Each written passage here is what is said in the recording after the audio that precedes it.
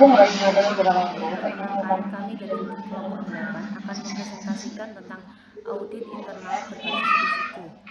Perkenalkan, nama saya Feni Rizky, berasal dari ISBN 17026-209 dengan rekan saya Nurul Alfia 171601348 171601348 Jessica Rizky 1716157. Saya Ihsan, definisi AIBR.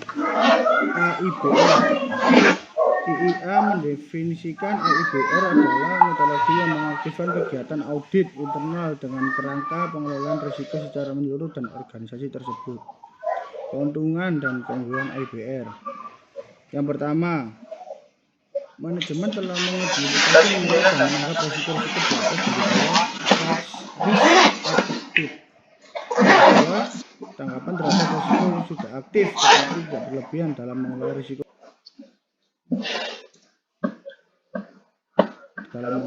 yang melekat dalam ambang batas risk appetite. Yang ketiga, dalam hal risiko yang masih ada atau risiko residual tidak sejalan dengan risk appetite adalah tindakan yang diambil untuk memperbaiki status tersebut. Yang keempat, proses manajemen risiko termasuk efektifnya tanggapan dan tuntasnya tindak lanjut dipantau oleh manajemen untuk memastikan proses tersebut berjalan secara efektif.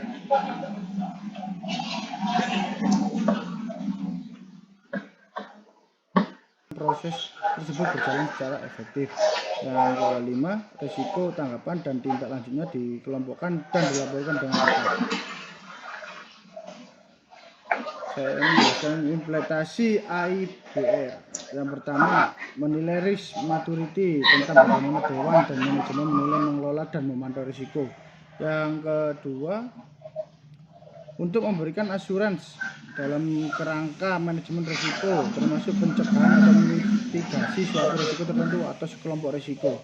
Yang tahap ketiga, melaksanakan tugas audit, laksanakan tugas-tugas audit yang sudah direncanakan dalam tahap 2 untuk memberikan asuransi.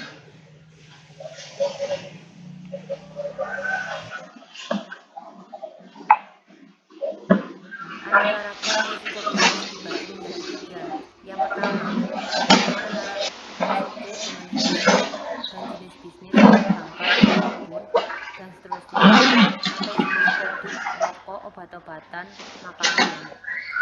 Yang kedua, hubungan antara rasio dengan temuan disebut konsumen atau pemasok di dalam industri dengan budaya kebiasaan sistem kerjanya berbeda.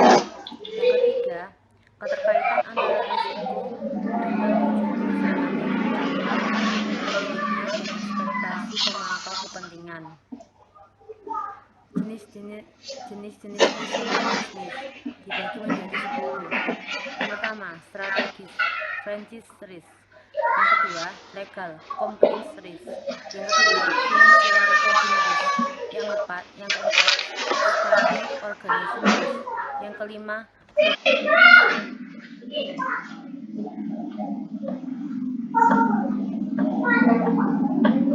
Yang keenam, insurance risk. Yang ketujuh, sovereign atau cross border risk. Yang kedelapan, market risk. Yang kesembilan, operational risk. Yang kesepuluh, sistem atau teknologi risk. Risiko strategis, yaitu bisnis yang sukses memerlukan rencana bisnis yang komprehensif yang dihasilkan dari pemikiran atau pembahasan yang mendalam mengenai permasalahan tertentu yang tidak dapat memungkiri.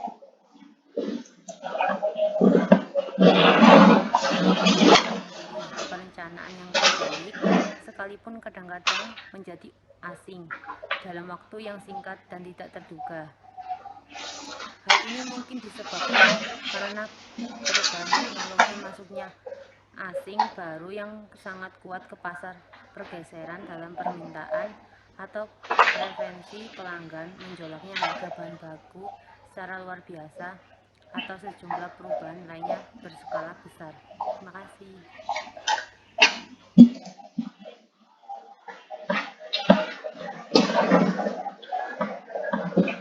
Assalamualaikum warahmatullahi wabarakatuh. Nama saya Novia. Saya akan melanjutkan presentasi dari teman saya. Di sini saya akan menjelaskan mengenai risiko operasional. Risiko operasional merupakan kegagalan yang tidak terduga dalam kegiatan perusahaan sehari-hari. Bisa merupakan kegagalan teknis seperti listrik padam atau karena sebab manusia mogok kerja atau proses berhentinya ban berjalan. Dalam beberapa hal, risiko operasional bisa terjadi karena lebih dari satu sebab. Contohnya, seorang pegawai menulis cek seharusnya 5 juta ditulis 50 juta. Hal ini merupakan kesalahan manusia dan sekaligus kesalahan memproses cek seharusnya dapat dicegah jika ada cara pembayaran yang lebih aman. Misalnya ada orang kedua yang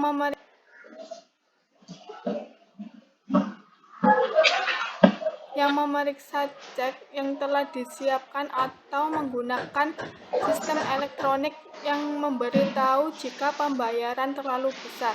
Dalam hal lain, risiko operasional bisa terjadi oleh peristiwa di luar kendali perusahaan seperti bencana alam atau masalah yang dalam website yang digunakan.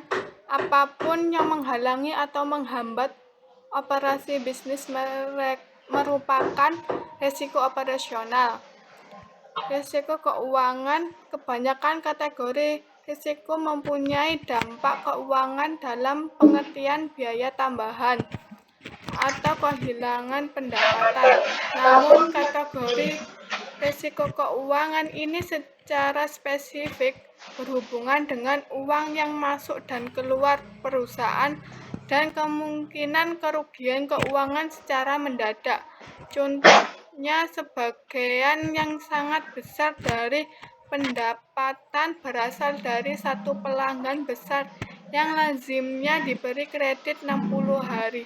Dalam hal ini, perusahaan mempunyai risiko keuangan yang signifikan. Jika pelanggan tidak mampu membayar atau menunda pembayaran untuk alasan apapun, perusahaan ini akan menghadapi masalah besar. Sekian presentasi dari saya, selanjutnya akan dilanjutkan oleh teman saya.